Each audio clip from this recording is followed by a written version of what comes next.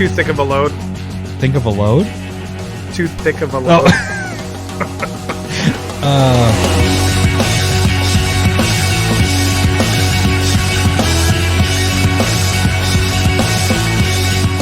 Welcome, Commander Smiths. We are the CommanderSmiths. I'm Adam Smith. And I'm Lowery Smith. Don't worry. We're cousins. How's it going, buddy? It was good to see you today for the first time in... Man, when did I see you last? Since March. Mid-March? Was it no. When you came when and I came to pick up the cards cards. in the spring? Was it spring when I finally came and grabbed everything? I don't remember. It's all a blur. I think it might have been late summer, midsummer or something because... Whenever you closed on your house and had time. Yeah, because I didn't want my cards to get all dusty and stuff, so I didn't want them all out and everything. So once we had carpet, I think is when I finally came and got that sounds those. right. So late summer? Yeah, and so then fast forward, 6-7 months later, and got to see you at a Taco Bell parking lot to exchange our play mat, and it was like 10 minutes. Yeah. I started freezing my feet off, so I was kind of glad that we didn't go to a park like we were planning. It's a little chilly, but yeah, the playmat looks fantastic for sure, and those the kill 'em tokens that we'll be sending out look fantastic. Yeah, those are pretty sweet. Very happy. Did you? You did a good job. And you got a beer from Jaw, but I don't think you're drinking that tonight, are you? You got. I am drinking that tonight. Apparently, so it's Creature Comforts Brewing Company. This is Athena Berliner Weiss Champagne of the South, and apparently this is the Avengers Thor beer. You can go back about 20 or 30 episodes ago when I drank it. Yep. And so this, hopefully it still tastes good. It was in my fridge the whole time. I had put like an off limits thing when my dad came over. I was like, you don't drink that beer. You can't drink that one. Oh, I like that that one's a pretty lot, tasty if I remember right. Gently tart, effervescent ambrosia. Yeah, that's pretty tasty. That's really good. I can see why Thor, and I am in my best Thor getup right now. I have an ugly robe on. My hair and beard are disheveled and very long. Mm-hmm. I noticed that today. I was like, Lowery, he's looking very Sasquatchy. Yeah, and I have my Thor body going from Endgame, so I'm ready to go. All I need is AJ to make a meme of my head on Thor's Endgame body, and I am good to go. Get ready, it's coming. The fat one that's playing video games. Yeah. That's the Thor body. Well, we have another. Well, hang on, really quick. Episode 153. Wait, have you not seen Endgame? I've seen Endgame. Have you seen Endgame? I've seen Endgame. Yeah. Okay, all right. Episode 153. Saying it now, so we're not in the middle of the episode like we did last time with Combo, where we kind of. Lost. Anyways, so episode 153, but this special episode, Lowery, what did you do right before we came on the air? Not the thing that you did in the bathroom, the other thing. I completed my dual lands, so I ordered a Underground Sea from Card Kingdom with my credit. Woo! I'm pretty pumped about that because I had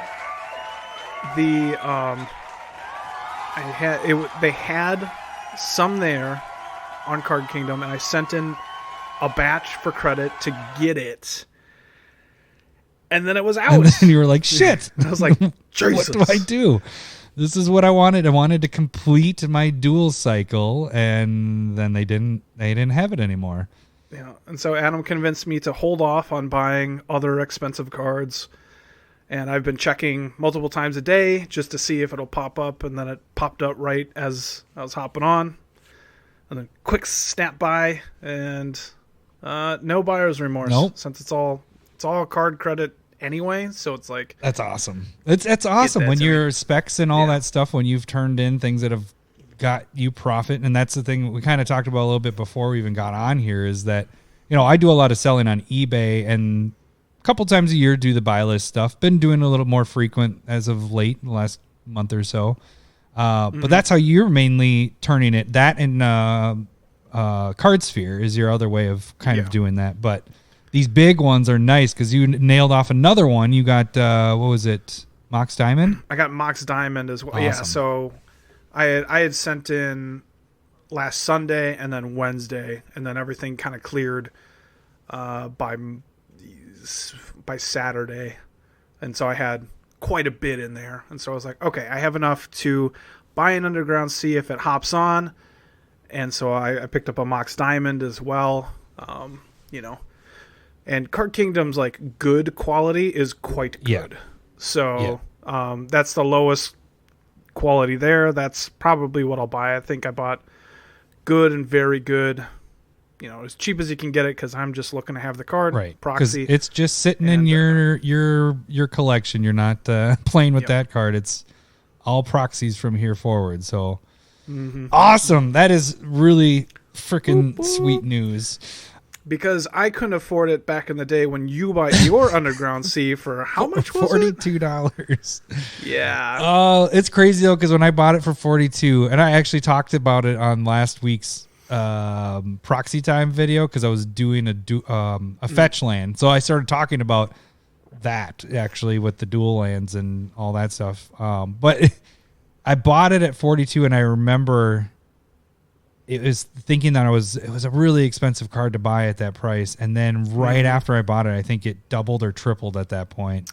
Because I do remember it as well. You're like, oh, you should get Underground Sea. And I was like, that's so fucking expensive. He's like, no, I bought it for like $40-50. I was like, it was $200 when you were telling me about it a couple months later. I was like, I can't afford that. And then now you fast forward and it's like, damn it, why didn't I buy it at $200? Yeah. But the good thing is I've been working on other things too. Exactly. But now looking at this, 700 is going to, or what'd you get it at? After taxes, it was $775. $770, but this isn't like out of your pocket. It's more of your specs and everything that has gone up. So you're gonna look at that and be like, man, can you remember when it was that cheap in like a couple of years? Because we were talking precast too. That what you just brought to my attention, another card that Wheel of Fortune has gone insane. It's on a weird spike right now, but it's over $1,000. I doubt that'll be, but. Man, that's fucking insane. Yeah, it's crazy. So you're like, actually, our most expensive card in both of our collections is probably Wheel of Fortune. I was like, what? Because it hit $2,000, but that was, we'll see where it settles. You gotta, with these crazy spikes, it's just insane. And the funny thing is, and I wonder if it's wrong input as well, because there's a Judge promo of it that's foil and different art and all that stuff. I can see that getting super high. So maybe. Well, the hard thing with the reserve list is you just need a couple people to buy up the cards that are on there, and there's not a lot of them. And then the price jumps to what the only one that's available, and that could be $2,000 or $1,000. You got to wait till it fills back in. If it sits there for a week or two at that price, then you're kind of looking at that's the price that it's at, because people have had time to see, Wheel of Fortune is here, and another thing to do is check eBay. Oh, I can't find it or look at it. Yeah, that's true. So what are we doing for our episode today, Lowery? We believe that most of Kaldheim is out, and so we're going to go over a lot of the legends. It seems like there's at least 30 of them. Yeah, doing Commander 99 or garbage. That fun segment we made for. Did we do it for Commander? Yeah, we did it. That was the whole episode. Was Commander 99 and garbage. This one is a lot shorter with that. And then we're also going to be doing one spec to rule them all for Guilds of Ravnica. This one was a little bit better, I'll have to say. There was a lot more to this one. In fact, while I was waiting for Lowery, killing time, I ended up buying more specs. Not even necessarily the specs that we talk about today. Some of them are, but also some of the other ones that are on the list that I make up a couple cards that I like, and then whittle it down to one. Unlike last week where really there wasn't much at all. I didn't go out and buy those because I already had the specs that we spec'd on, and that was all I really wanted to spec on. So, and then we got the Stump the Smith Savant. I got 3 of them for you today. I think these are going to be really easy, to be honest with you. Okay. I think you're going to actually get these pretty damn quick. Well, Pit Fight from last week was real tough. Dude, I know I said it last week. That's tough, man. I had no help at all. Commons are tough. It is. Oh, yeah. It was. You were no I help. was no help. I would say I helped a little bit when Combo was doing it, but it was more of, I guess if I was left to myself to guess, I would do it more how I started doing it and be like, was it printed this year? Was it in this set? You know, but I would have missed it still because it was in a Commander product, you little tricksy bastard. We're a Commander podcast. I feel like that'd be the first one you would say. Touche. You got me.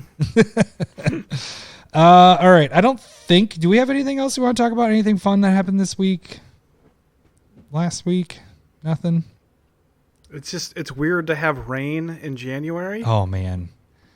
That's weird. So it was more rain down by you. It was was a wet snow here. It was both. It'd go back and forth, but because I think you're fucking ice everywhere. You're right in now. the city, the loop, and it's normally a couple degrees warmer than out here. Is that what you guys call it outside of? We're outside the loop. Now? You're inside the loop. But you get the couple degree bump from pavement and all that stuff. Where we're out in the country, which really is not that. We're not really, and nobody talks like that. So. But yeah, so it mostly stayed wet snow the whole time, and I would much rather take 10 to 15 inches of snow over 2 inches of wet snow because the snowblower, first of all, couldn't handle it, so I had to hand shovel the whole thing. Too thick of a load. Think of a load? Too thick of a load. Yeah, too thick of a load. Yep. Sounds gross. Yeah, when you it say does. Well, I'll give you actually a story with it. So I started snow blowing the night before it turned to the rain snow the next day, and I was getting a jump on it because it was saying we were getting probably 3 to 8 inches of snow.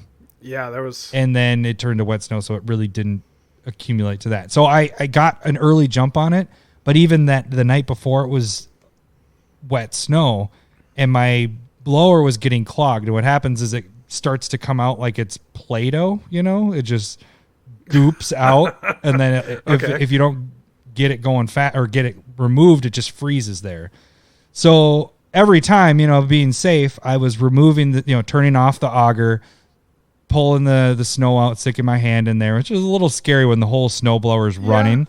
But it's bound off. up, it can be scary for sure. And so one time I wasn't going to reach my hand in there because I could see that it was just stuck at where the chute was, where it's shooting out the snow. And so I was just going over to grab the snow off of there. So I grabbed it, and then it blasted me in the face, like just all in the eye. And I just fell back, and I was like, I couldn't see. I literally couldn't see for about a minute and a half. Like I'm just looking around. I'm trying to see if anybody saw me just get blasted, but luckily it was dark out. Yeah, so that was my dumb moment of the... that's what you get for blowing snow. Yeah. So anyways, all right. Jeez. That's good to know. I've never owned a snowblower, so... I want to hit the good for you button, but that's an anti good for you moment. I've never owned one. They're nice. They're nice when you see the difference is you've been in the city and your houses are all sidewalk stuff, so it doesn't really make sense to have a blower. But when you get one of the the suburb driveways where the driveways are just everything. When I do shovel, I have to do a half day's worth, 6-7 different places. Because you have places, yeah. Yeah, but I've deferred that to other people at this point. Nice. So I always looked at it as I don't get out a whole ton during the winter, so that's your good exercise moment. Yeah. Now I'm just fucking fat, so that's okay. You got that COVID weight going right now. I got that. No, just new kid weight or weight. That's that's how I feel. Yeah. Tags. All right. All right. So you guys can support the show by becoming a patron. $1 or more gets you into the Discord and also gets you into the Battle Box League, which a little added bonus we are doing. And this will probably be from here on forward.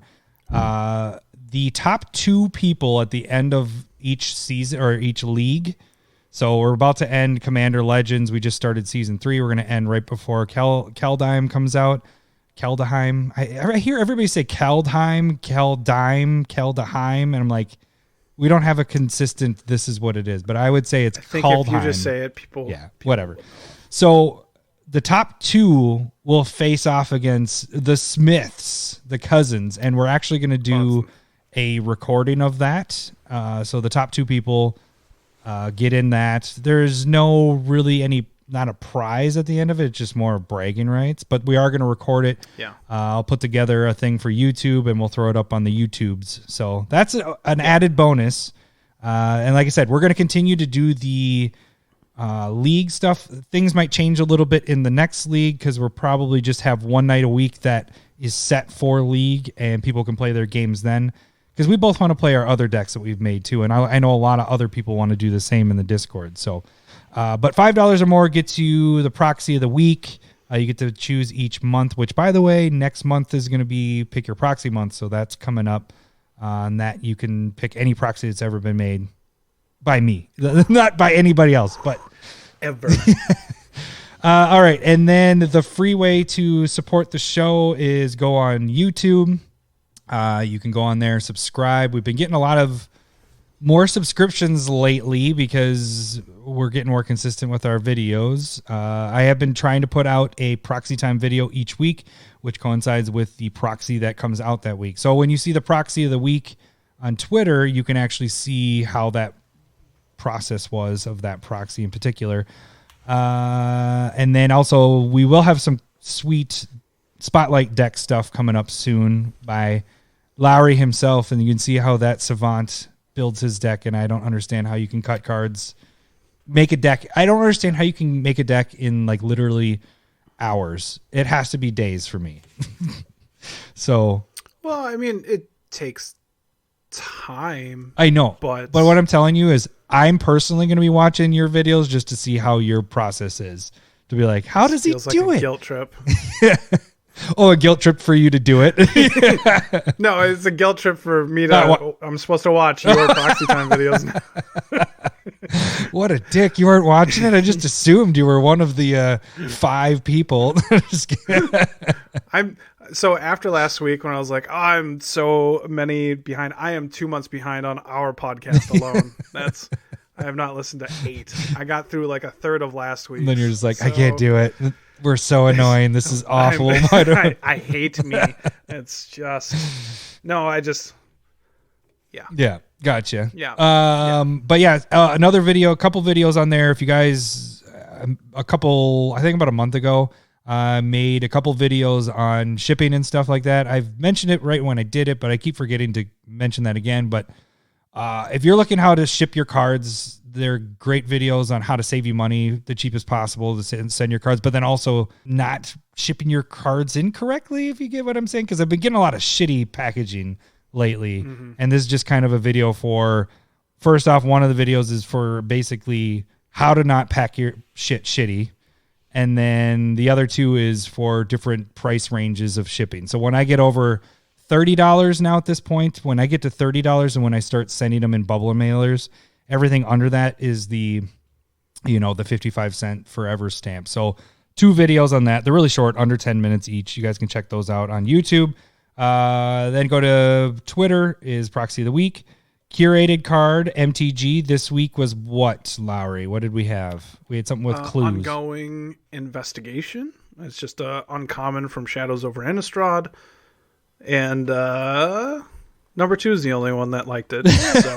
It got me thinking, because then when I was going through my specs and stuff, I came across, what's the one I mentioned to you? The Unsolved Mysteries? Ovenwald Mysteries? I liked Unsolved Mysteries better. I could have... You could proxy that. Have that dude... Have you ever had somebody die on you? I used to watch that. That was my jam for the longest time. I loved Unsolved Mysteries. Until... What would you do? That and do you remember, was it Rescue 911?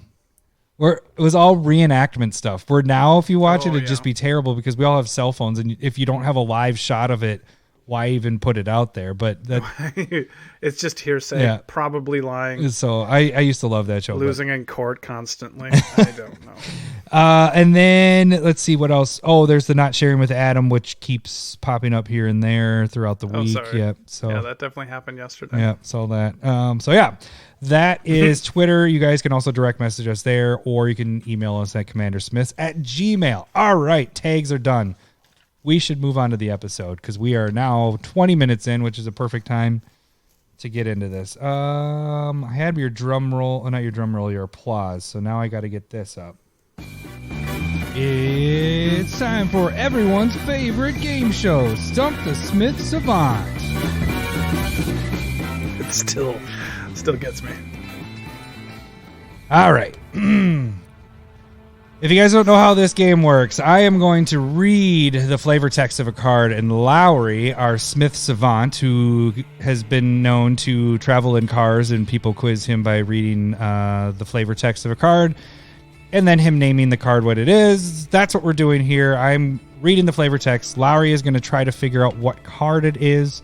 I have 3 potential cards. If one takes particularly long, we'll just do how many we get to. Last week we had Lowery do one, I do one, and Combo do one. All of which went horribly wrong. Combo basically had one. He had yours right away, but he right away said, it can't be Windfall. It can't be Windfall. Shit. And I've done that a couple times, and I learned if it can't be that, just ask. Just say, well, because then when he said it, I was like, well, I don't know any of this stuff, so it can't be Windfall.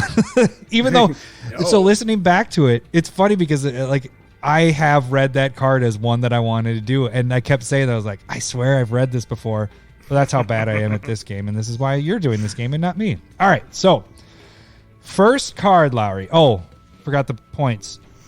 Every clue I give is -5 points. With Lowery, starts off with 100. Every wrong guess, he only can answer or ask questions for yes or no. I can only answer yes or no. Every no I give him is -10 points. All right, so here we go. First card is very, very short. I think you're going to get these all really quick, but we'll see. All right. When nature calls, run. When nature calls, Ace Ventura, run. Yeah.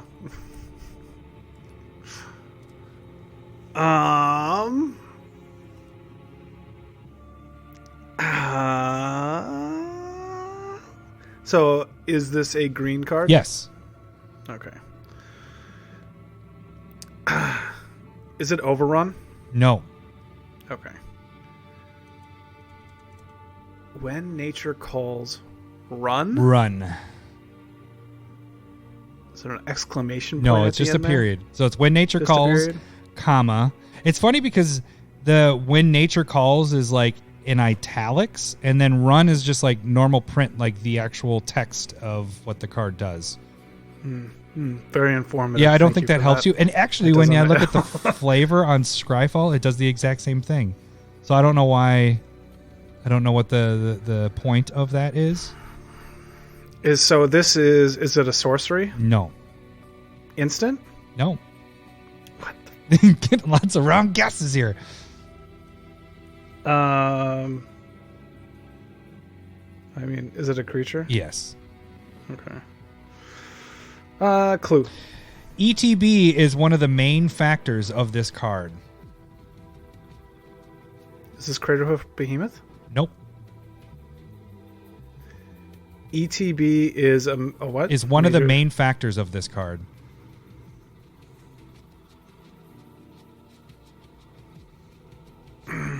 Or feature. Is this from a set? Yes.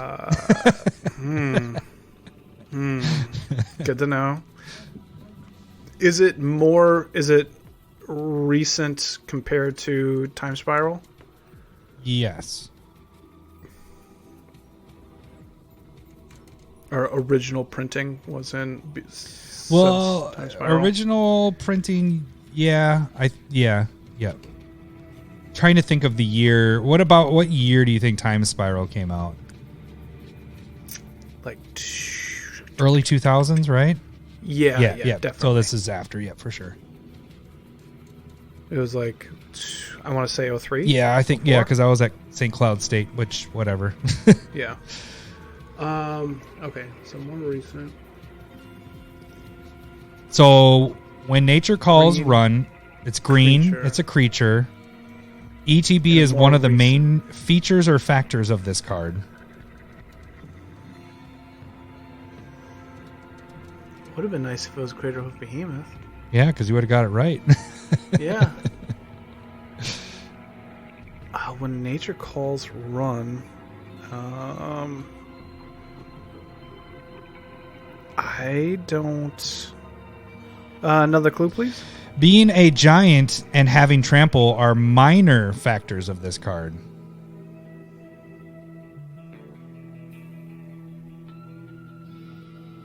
What? A giant with trample. Green. It's green. Recent. ETB.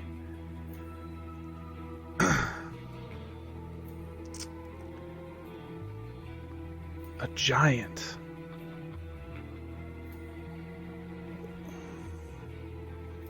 And it's minor to it. That's why I kind of focused on that to say that you told me this card and asked me what the creature type was, I wouldn't have known it was a giant.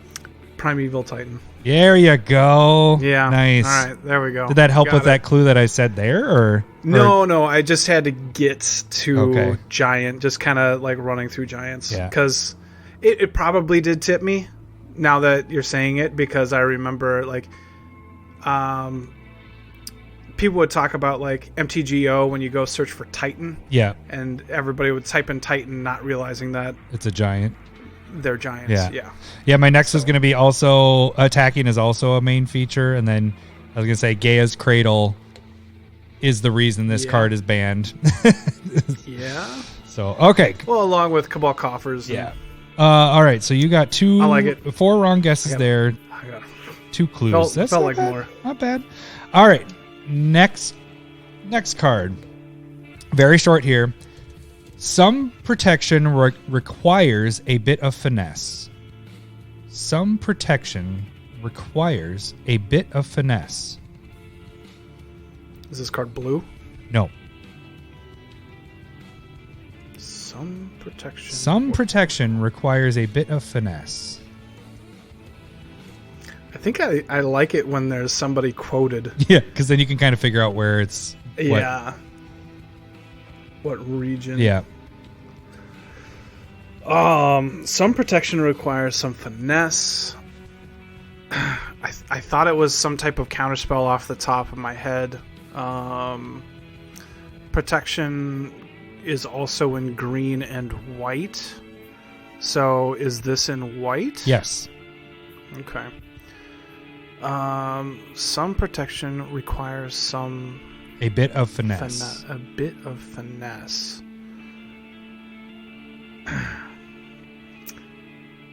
Is it an instant? No.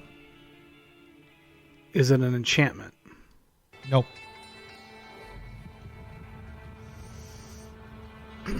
So it's probably a creature. Clue? Oh, let's see. What do I want to give you to help you a little bit? You got 3 guesses there. First printed in Commander 2014, but not used a lot in Commander decks. Surprisingly not used a lot, considering it was printed in a Commander set. White card. Some protection requires a bit of finesse.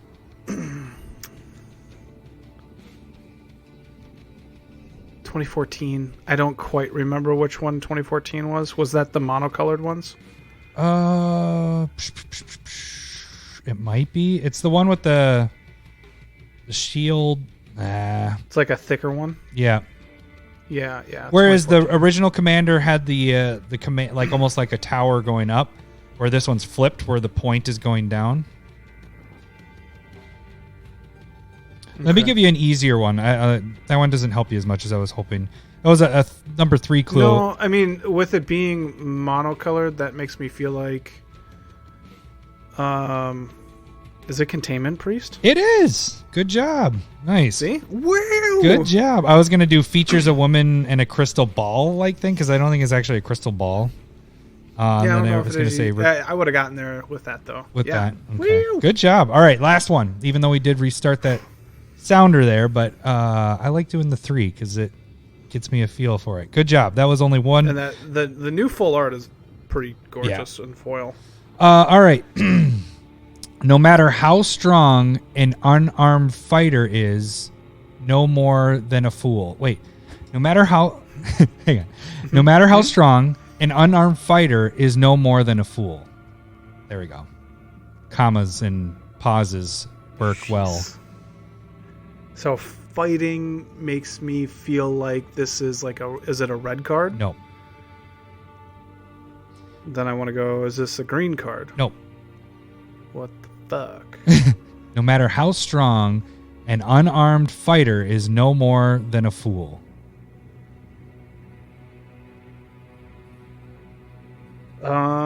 Clue. This card features 2 axes made out of stone.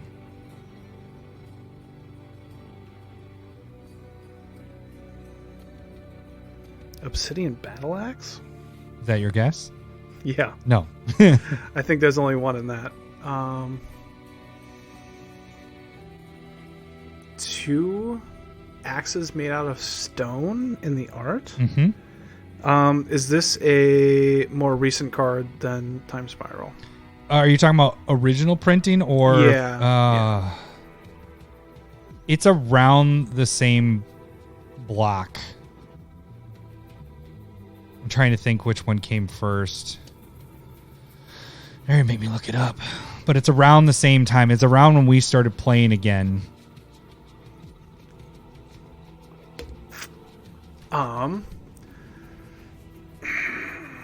So it'd be Mirrodin? Is it Mirrodin block? No, I don't want to give you a wrong guess with it. I'd have to look it up. Let me just keep thinking. Let's see. When did... Shoot. You try not to tell me. Yeah. Okay. So that doesn't count, but it does hurt that I don't get to know this. I'll take another clue. Do you want like a set clue, like when it was printed recently, or that might help you quite a bit? Although you don't even have an idea where. Okay, here I'll give what my number 2 is. Tutoring is the main idea of this card. Stoneforge Mystic? No. Tutoring is the main idea with the card. It's 2 axes made out of stone. I guess that had swords in it. I was gonna try to figure out if I can just call you a liar. That's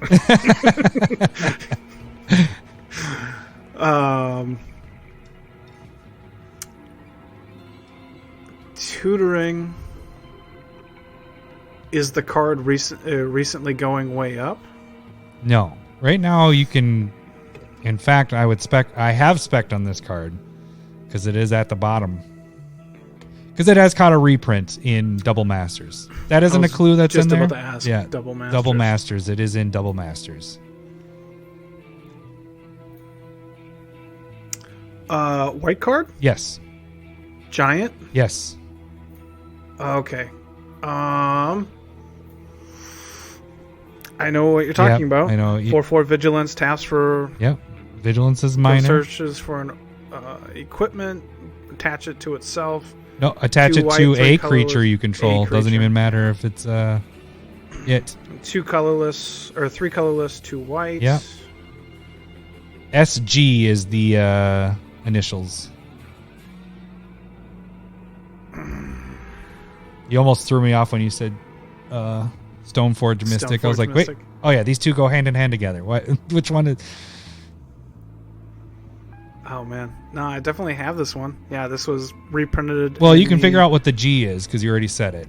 Yeah, it's giant. Yeah. So it's not Stone Forge giant. It's Stone Hewer. There you go. Stone Hewer giant. Yeah. Dang it. Good job. Yeah, good enough. That's. So what helped you in that one? Just the double masters part kind of started triggering it. Yeah. I don't know. Probably had to use all of that. Yeah, my other one was tutoring, the axes. The axe is probably what triggered it after the double masters. So yeah, overall, you did pretty decent on that. You got 50 on the first one, 65 on the second, and 50. When I say decent, you've done a lot better. I'm a little disappointed. You've done better. Those weren't. It was a little tougher than I was thinking. You chose a banned card. That does not count. That was one of the clues. Clue number 5 was banned. It should have been in the flavor text. I just thought because that card, and I was thinking if one of the clues was going to be like, I really like playing with this card. Is this the second time you picked a ban card? Did you do Paradox Engine? Yeah, I just Engine? did it 2 weeks ago. Yeah, I did Paradox Engine. Yep. Cheating. I should have complained then, too. This is a Commander podcast. What the hell are you playing that for? All right, we should probably get into... I do have the opener for it. Remember that? Who am I? Your commander. 99. You garbage! Yeah. I just want to play the X-Men song after that. Yeah, that gets it gets me pumped. All right, so what we are going to do is go through all the legendary creatures that are available. There might be some more that come out, and if they do, we will talk about next week when we do our top 10. But what we're going to do is basically go through them and tell you what they do, and then decide if they're... Like the top tier thing is to be a commander. The next tier is a 99 card, and then just garbage. There's a lot of good cards in here. I'm not sure. There was probably one when I was kind of going through it quickly before that I would probably say garbage, but we'll see as we get there. So let's jump into it because we have, 30 plus cards to talk about here? Yes. So, all right. So I'll start because I know how to say this one. Agar, the Freezing Flame.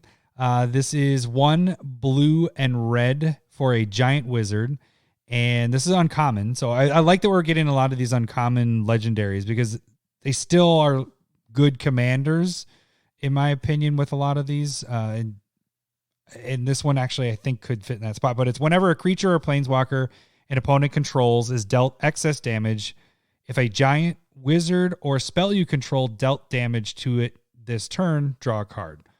So personally, I think this is definitely a commander because you can go tribal with giant and wizard, but this is also talking about your spells. You just need to deal damage to it. Mm-hmm.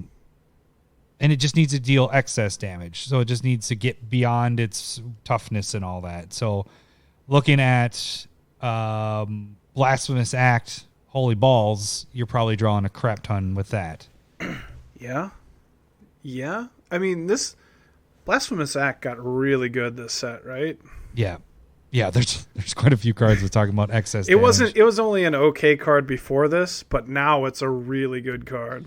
Really? You'd say only okay? It gets used so okay. I was like, what? It's like one of the most used red cards for destroying everything. I don't use it as much as a lot of people do. I don't know why. It's a fantastic card.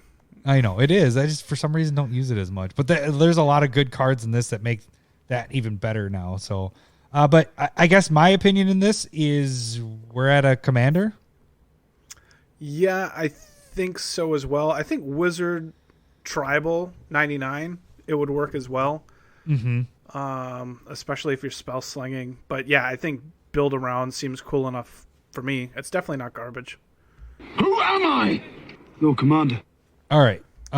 Jump on to the next one. And if you want to follow along with us, we are just basically going through Card Kingdom and alphabetically throwing the legendaries. So, but if you wanted to see it for yourself, just jump on there. Alrond, God of the Cosmos, Haka, Whispering Raven. The front part of it is, so we got flip gods. It's 3 colorless, 2 blue. Alrond gets +1/+1 for each card in your hand, and each foretold card that you own in exile. If you don't know what foretold is, We should have done that before we started this. Yeah, whatever. Maybe we'll talk about it, but I'm assuming that you're deep into the spoilers anyway, so it's something kind of cool. I like it. Well, let's review that really quick before we get done with this card. What are the new things that are in this set? We probably should have done that at the very beginning. I don't remember. Foretell. During your turn, you may pay 2 and exile this card from your hand face down. Cast it on a later turn for its foretell cost. So it is saying that you can... I never caught that until right now. So you can't cast it that turn. You have to wait till another turn. Yep. And then you boast. Gotta follow restrictions. Boast so if it's like an artifact, it has to be on your turn. Yeah. Or sorcery. So boast is when a creature is attacking, you can pay the boast cost for whatever its ability is. But that creature has to be attacking, and then you can only do it once that turn. I don't know if it needs to be attacking. It just has to have attacked. Yeah. Activate this creature attacked only this if turn. Attack. Okay, yeah. So, but it can be attacking and then doing the and trigger. It seems like most of it you want to be doing during your attack, like when you're in the middle of attacking. That's what it kind of seems like. I think those are the two main things in this set. As I guess we haven't really talked about the set besides it being snow is in it. Obviously, I mean it's been kind of going for the last 2 weeks snow here. Duels. But snow everything. So that should cover. You get snow Play-Doh from a snow plow blower, snow blower. it all fits. All right, back to Alrond. So he gets 1+1 for each. What was it? Each card in your hand. And each foretold card you own in exile. At the beginning of your end step, choose a card type, then reveal the top 2 cards of your library. Put all cards of the chosen type into your hand and the rest on the bottom of your library in any order. That seems a bit much. Yeah. And also we should say with the foretold stuff, it's an exiled card that no one else can look at but you. So it's not like an exiled that everybody can see what you have coming. That's a bummer. I feel like they should. So it's like exiled morph. Yeah. Yep. That's kind of... and then this is a flip god. So the backside is Haka, Whispering Raven, which is colorless and a blue. It is a bird flying. Whenever Haka deals combat damage to a player, return it to its owner's hand, then scry 2. And it's a 2/3. So the backside's just to get it down early? Yeah, so... how this all works, too, is we have these flip cards. It's like Zendikar Rising, where you're choosing which side you're casting as you cast the card. Let's be honest. A 2/3 flyer for 2 is not bad. Right. And it deals combat damage, return it to his hand, and scry. That's not bad at all. That's definitely a good card. No, I was going to say it would be in Eureka, but it's not doing the damage because the Eureka's getting through, so that doesn't help there. Well, let's talk about that would totally work. No. What? No. But you wouldn't be able to scry it. Yeah. Right. Yeah. Let's get to the commander part of it. So it gets 1+1 for each card in your hand and each one in foretold exile. And at the beginning of your turn end step, you get to reveal 2 cards and name a type and then get to draw. So I guess I could see this as a commander, but would you want to play it as your commander? I don't know. Like if you're just extreme card advantage, which is cool, I like that. So then it's more of a Voltron, you're killing people with how big he is kind of thing, or? But like how you need to have some pretty good manipulation for the top to put 1 or 2 cards into your hand. Like you need to know what's coming. Yeah. So, that probably makes Sensei's top a little bit better. It was only an okay card before this. Now it's better. Yeah, now it's better. Or Scroll Rack setting up your stuff. Yeah, Scroll Rack is much better now. I know the running joke for this episode. So, so I definitely don't think it's garbage. I don't even know where I put it though. Like, I guess the only spot I would put it is commander. Because would you put it as a 99? 99. If I 'Cause it would have have like to a fit in a- Foretell deck, like that could be kind of cool, like having Foretell, but being monocolored makes it not like Foretell's in a couple colors, right? Yeah. So blue, white, probably, I don't know, red. Yeah. I don't know. I don't know where I put this one. I want to say it's a commander. I don't want to say it's a 99 because you're most likely. So have you ever played Overbeing of Myth, which No. is green blue hybrid 5 times. It is power toughness of your hand size, and you get to draw an extra card. So like those kind of cards, so like Psychosis Crawler's kind of similar, you know. So I guess this one for me, I guess would maybe fit more in the or Chasm Skulker, you know, like they're all kind of different, but it's like I guess I'll lean towards 99. Yeah. I wouldn't want to play this one as my commander. It just didn't seem like very fun. It's just drawing cards and having your deck. What's the theme of the deck? Just drawing, like similar cards. Boring. So you're putting all. Yeah, exactly. I do like the backside though, the Haka, Yeah. where you're able to like it comes back to your hand and then you can pay 5 and put down the god. That's kind of cool. I'll tell you what, this will go in the Sphinx Scrying deck. Are you building that officially? I don't know. It might be kind of brutal with Thrasios and all that fun stuff. But yeah, so I think 99 problems, but a bitch ain't one. is probably the best spot for that one. Agreed. Yeah. Okay. Arnie Broken Brow, 2 and a red for a human berserker. It's a 3/3 with haste, and it has boast. Here's the thing we were talking about. You can tap 1. You may change Arnie Broken Brow's base power to +1, the greatest power among other creatures you control until end of turn. I don't like this one very much. No? This kind of seems boring to me. I don't like it as a commander because that's where I'll start. I don't. Human berserker in a human berserker tribal deck, or a berserker deck. I mean, where does it fit? Fine. Yeah.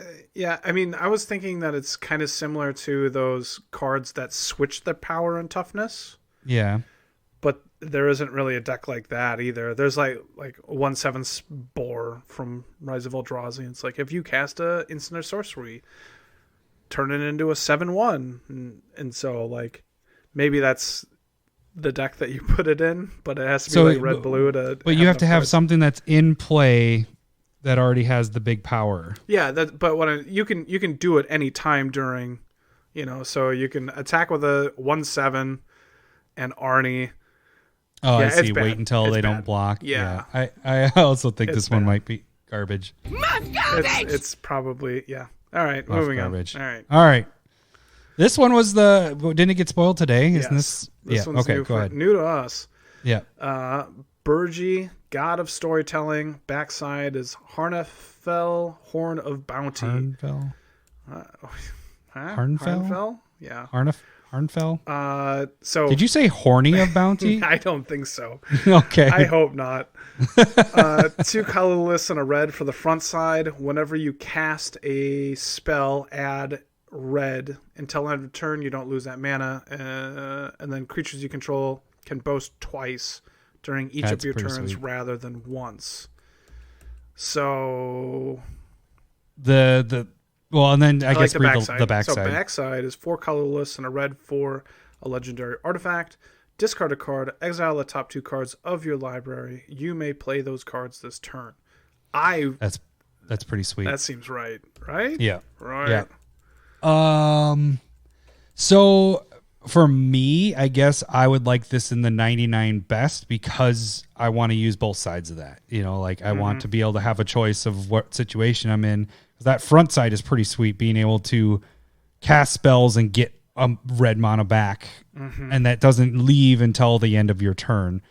And then whatever, the boasting is fine, but that part doesn't matter. But I think it helps in storm decks, where it's like I'm going to play this one ritual, which will add another red until end of turn. You don't lose that mana. So that mana doesn't leave, but it still seems really cool just adding that one red mana to storm spells. You got that right, though. Until end of turn, you don't lose mana. No, this mana. Yeah, it does say this. Dang it. I was like, oh, you got it. You can do any mana, but still. I like that. And then the backside of it, being able to play the backside, discard a card. Hey, I don't need this extra land that I have. Let's draw 2 cards, and I can play those cards this turn. And then I will play this land in here. Yeah, so I think not so much a commander. I can see it being a commander, but I think this fits the best as a 99, right? Yeah. All right. 99 problems, but a bitch ain't one. All right, so... Jesus. What, going through all the... No, this one? Silly. Cosima? Cosima? Okay, I like your way of saying it. Cosima, god of the voyage. The backside is the Omenkeel. Omenkeel? Oh, yeah. I guess it is an Omenkeel. Let's sound it out, Adam. Kid can't even read. 2 and a blue for a legendary creature god. Oh, that we should mention that before. Did you say that other one was a god? She's a god. Oh, I might have missed she's that. our red god, and now this is our blue god. It has, at the beginning of your upkeep, you may exile Cosima. If you do, it gains whenever a land enters the battlefield under your control. If Cosima is exiled, you may put a Voyager counter on it. If you don't, return it to the battlefield with X/1/1 counters on it and draw X cards, where X is the number of Voyager counters on it. That's kind of cool. It's just like sending it on a voyage, using what the actual name of what it's doing. I don't know. The backside of it is a legendary artifact vehicle for a colorless and a blue. Whenever a vehicle you control deals damage to a player, that player exiles that many cards from the top of their library.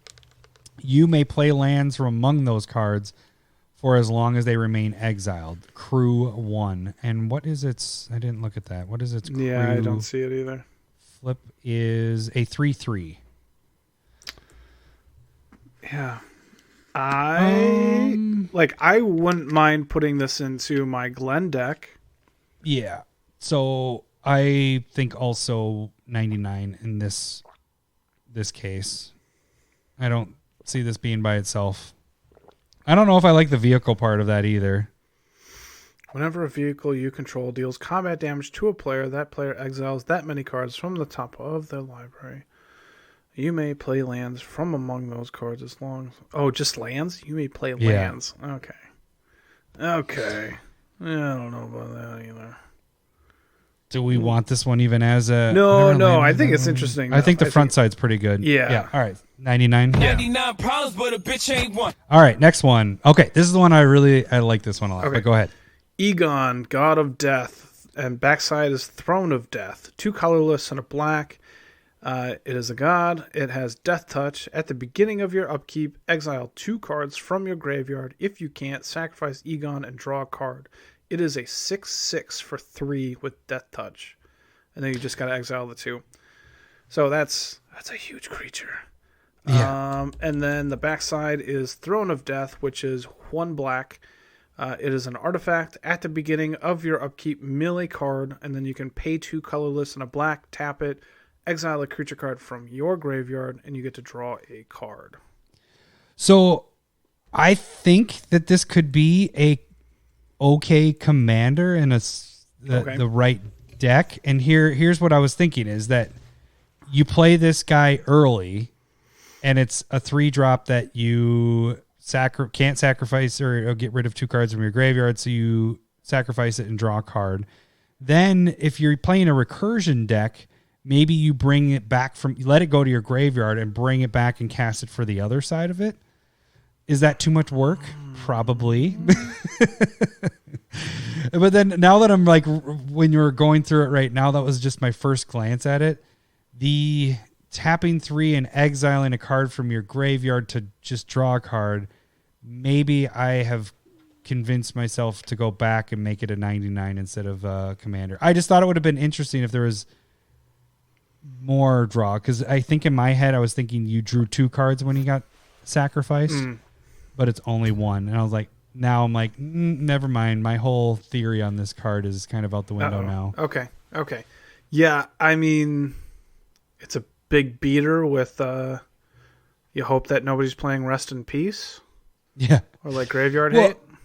But if they did that, then it just goes in your command zone. And that's what I was going to say is you could cast it for the other side for a while, draw cards, do whatever. And then if somebody kills that, then you put it in your command zone and come out mid-game and you're able to sacrifice 2 cards and you have a 6/6 with Death Touch.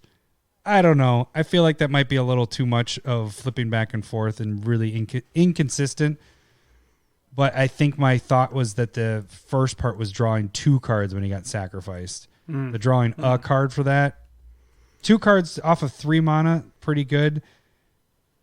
1 card for 3, not so much. So maybe a 99 more. Yeah, I don't think it's garbage. I think it's a good beater. Yeah. You know, and the downside mid to late game is fine. So that's at balance. That's kind of like you don't really want to be playing the creature side early. Yeah. Unless you just want to draw a card. So it comes down later, but then it's not, then why have it be a 6/6 Death Touch for 3? Like, yeah. So I don't know. It's a cool card for sure. 99 problems, but a bitch ain't one. All right. I really love the art of this one. Let's see. Issaka? Sure. God of the Tree, and the other side is the Prismatic Bridge. This is our green god. It is 2 green and 1 colorless for a 1/4. It has Vigilance, taps for any color mana, and then other legendary creatures you control have Vigilance and tap to add 1 color or any color of mana. The backside, the Prismatic Bridge, is white, blue, black, red, green. Legendary enchantment. At the beginning of your upkeep, reveal cards from the top of your library until you reveal a creature or a planeswalker card. Put that card on the battlefield and the rest in the bottom of your library in a random order. Crazy. Beginning of your upkeep. I love it. Yeah. That seems really cool. This one, so a 5-color commander, but really it's just green. Well, yeah. I think the interesting thing about these gods are like the flip part of them being like legendary. Like you can play one side, and then if you get the second one, you can play the other side. Mm-hmm. And so they are essentially like working as 2 cards, not so much in Commander. But I mean, turning all your legends to be able to like tap for any color, giving them vigilance in that regard. So, yeah, I would choose this as my commander if I'm going to build with it. 5 colors and cheating creatures or planeswalkers out, and a 5-color deck seems cool. Yeah, so you'd be legendary creatures? How would you build that deck then? I guess the flip side, would you ever cast the front side of it? Yes, I would do that too. But I mean, not as frequently. I'd be building around the Prismatic Bridge part. Gotcha. Set up tutors and just Sensei's Top, which is getting better in this set. So yeah, that's probably how I would build it. In a 99, like it can be in, but 5-color decks are. You kind of want. This is a behind the curtain moment, because up until this card, Adam thought that all the cards that were gods and had the flips that you could only cast the one side when they're command zone, and we discussed on this and figured out that Adam was wrong, and I was looking at all these cards completely wrong. The fact that you can cast it makes this very interesting. I guess I wanted to have more of a discussion on that. Is now we're having it so that we're having dual face cards for your commander, which is kind of sweet. It's giving you a lot of options. It kind of makes me look at the other cards that we already talked about in a different light, because it's giving you because that's why I liked the black one so much originally, the other god that we just talked about, is because I was like, oh, you have a chance to sack it and be able to use the other side if you want, if you have recursion. Now knowing that you can do this at any time, it makes all of these so much better. So yeah, this one is a pretty sweet commander for Wooburg, which it could go in any. I mean, it could be. Would this be a top Wooburg commander? Yeah, I think it fits in a lot of Wooburg commanders because it just like smooths out mana for 3. Like it's probably it's a bad chromatic lantern, but with an upside of cheating stuff out if you can and want to. Does this take the cake for the new Planeswalker Wooburg commander? Now we actually can take out Atraxa. Not necessarily. Atraxa's still really good, don't get me wrong. But Atraxa's the problem with dethroned. the problem with the Atraxa is did not have red. You could not cast your red Planeswalkers. This gives you the ability that if you cast the Wooburg cost, you're going to hit a planes. If you're just playing an all Planeswalker deck, you're going to hit a Planeswalker on the beginning of your upkeep every single turn because you're going to reveal cards until you hit it. So I don't know. This could be the new Planeswalker commander. It could be Maybe? part of it. Yeah.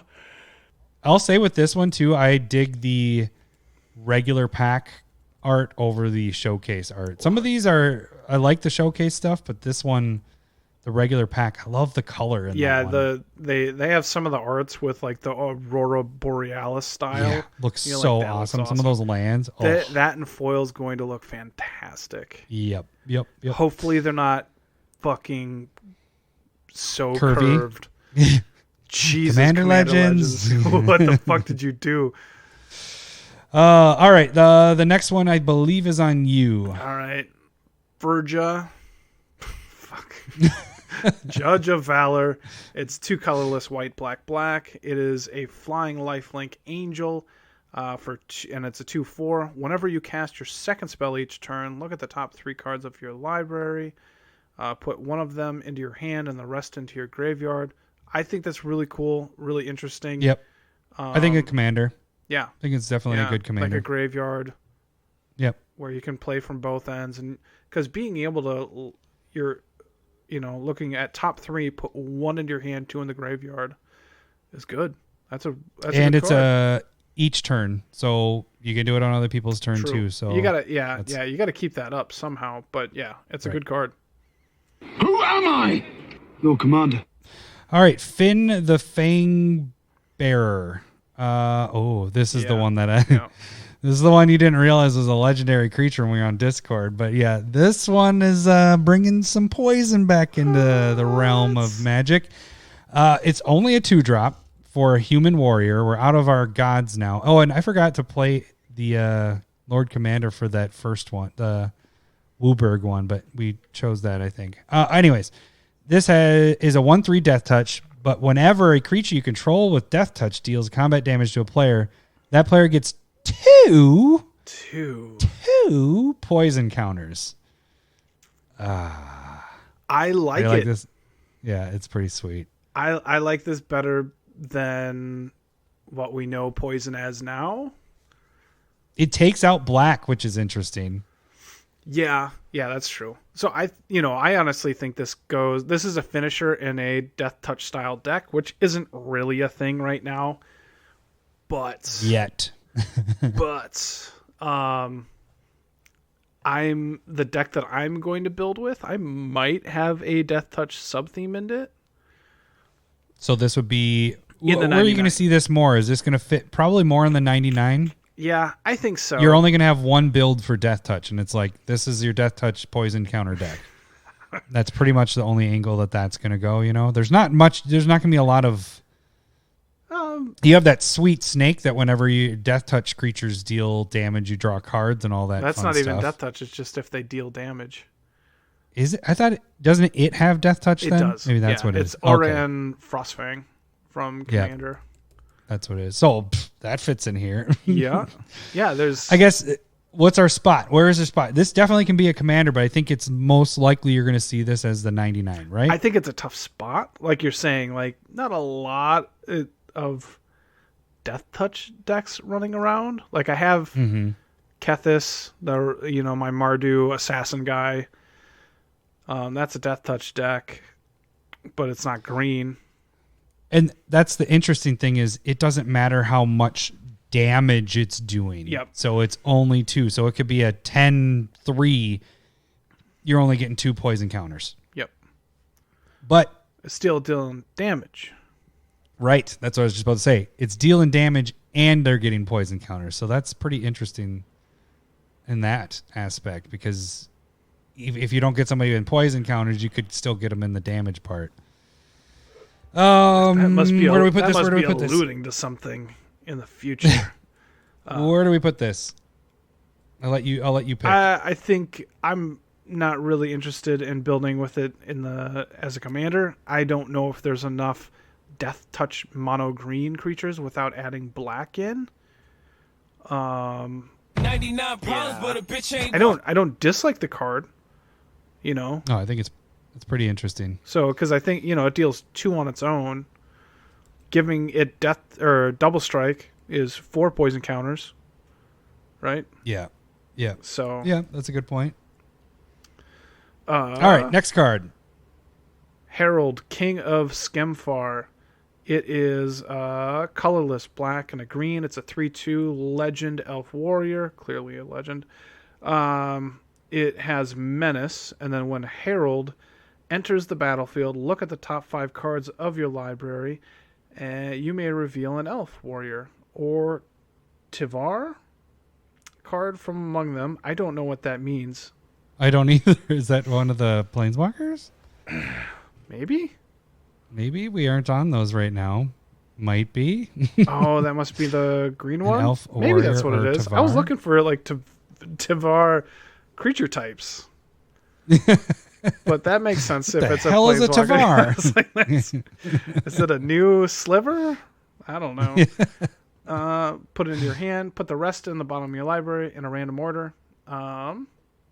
Elf deck, elf tribal. Yeah. I guess warrior tribal a little bit, but more so I think elf. It fits in there perfectly.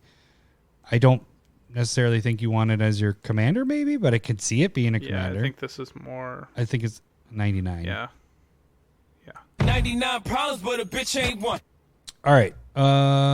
Inga, Ruin Eyes. This is 1 blue, 3 colors for a human wizard. And it has 3/3. When it enters the battlefield, scry 3. When it dies, draw 3. When it dies, draw 3 cards if 3 or more creatures died this turn. So only if there's a board wipe, then you get to draw 3. And they put it in blue, so you're not really going to have those board wipes? Yeah. So this definitely, I don't think it's a commander, but I think it's a 99. I think it's Agreed. a scrying 3. Fits in a wizard deck. Fits in the scrying Sphinx deck. Look at that. So yeah, I think 99. 99 problems, but a bitch ain't one. All right, our next one. God, Jorn, who's God of Winter. Backside is Calring, the Rhyme Staff. Kaldring, the Rhyme Staff. All right, front side, 2 colorless, green, God, 3/3. Whenever Jorn attacks, untap each snow permanent you control. which I think you should note that it's a legendary snow creature god. So it gets to untap itself. Mm-hmm. Yeah, so this is the one that I think I want to build with. Because this is a 3 color. It is 3 because color. of the backside. And the backside is snow artifact, colorless black blue. Tap, you may play target snow permanent card from your graveyard this turn. If you do, it enters the battlefield tapped. So it reanimates and it's untapping, and I like both of those things. Maybe have a little bit of competition with Muldrotha, and or they may work in one another's deck, know, if you go Snow Theme and a Muldrotha. So the question ends up being like, is there enough snow stuff that I would want to reanimate? Yeah, that's a good point. But the untapping part seems really cool. But again, is there enough snow permanents that I want to untap as well? Well, you're for sure playing with all the snow-covered lands at this point. Yeah, so untapping all your lands seems very cool, right? Mm-hmm. It's Bear Umbra on your commander. So I think it seems cool, and you can definitely get a ton of land there. I think it only is a commander. I don't think you really put this in a 99 because you're first off playing 3 colors, and then it has to fit kind of with the snow stuff. So if you're not playing, I mean, you got to fit with the theme, I guess. Yeah, but like I said, if you put Snowlands in Muldrotha, like having a 3/3 for 3 that untaps them all when it attacks isn't bad. Yeah, it's tough though. It's better to have other things that just do it automatically. Yeah. At the end of your turn, there's other stuff, but I like the idea of it being a commander and building the deck around. So we'll see where it goes. I think it can be kind of fun. So are you leaning commander then? Yeah, I'm gonna try and go. Who am I? Okay. Your commander.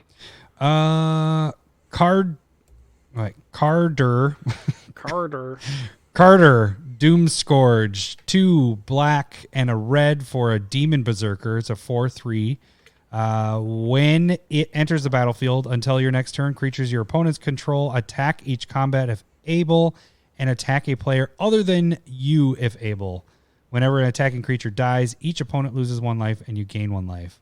Interesting. I don't like that it's only when it enters the battlefield. I don't like that it looks like a Minotaur and is not a Minotaur. Minotaur, yeah. I think, didn't you bring that up on the Discord? No, I think I want to say that was Ted or Zero or something. Like, holy shit, it's not a Minotaur. It's a Demon Berserker.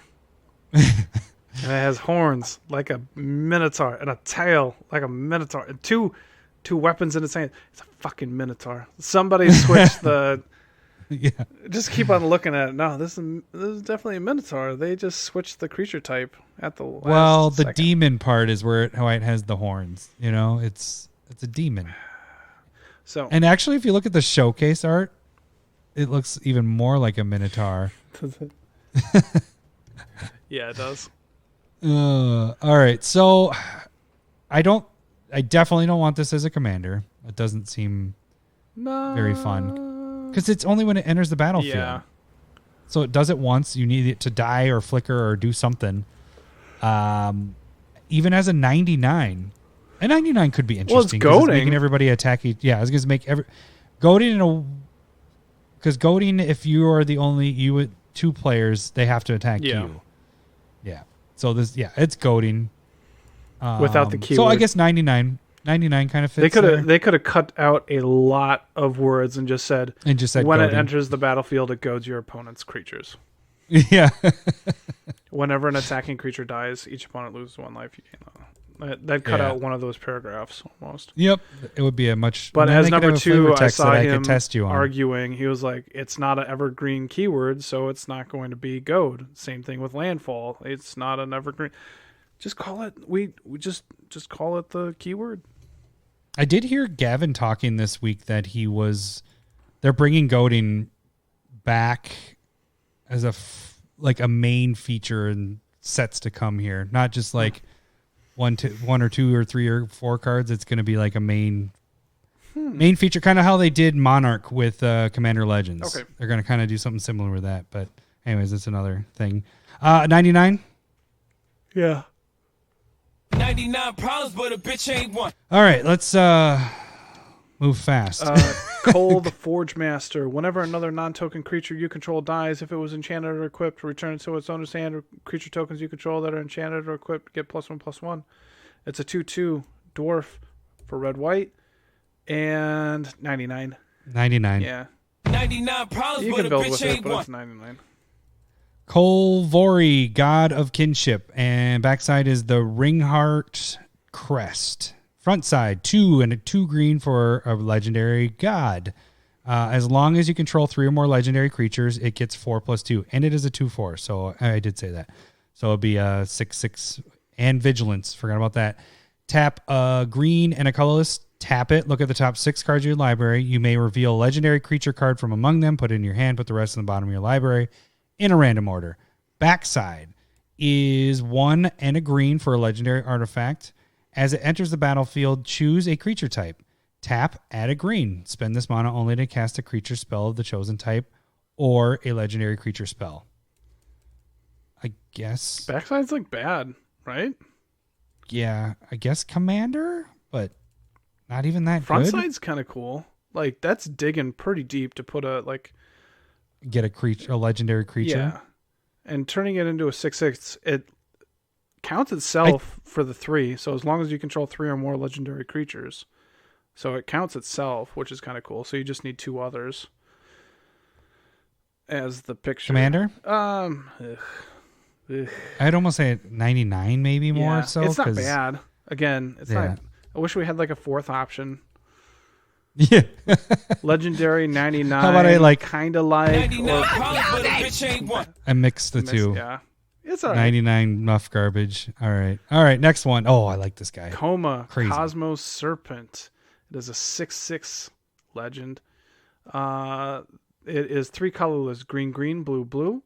This spell can't be countered. At the beginning of each upkeep, create a 3/3 blue serpent creature token named Coma's Coil. Sacrifice another serpent. Choose 1. Tap target permanent. Its activated abilities can't be activated this turn. Or Coma gains indestructible until end of turn. Oh, I just realized that it was everybody's upkeep, not just your upkeep. Oh, that's ridiculous. Yes, you're right. I did not realize that either. Ridiculous. This is a stupid, awesome card. It's a really, really cool card. Oh, it's just you're getting you're getting bodies on the board that can be sacrificed at any point to either keep it on the board indestructible or shut down a permanent. It's not even a creature. It's shut down target permanent. Its activated abilities can't be activated. That's crazy. It's not even stopping. Like you can do mana abilities. Shut that down too. Yeah. That's a really cool card. I don't think you play it as a commander. I think it just goes in all green blue decks. Or not all, but it goes in. No, I didn't mean all, but it goes in green blue decks. I don't think you want to. I almost just switched over to this as my as a commander to build with. Yeah.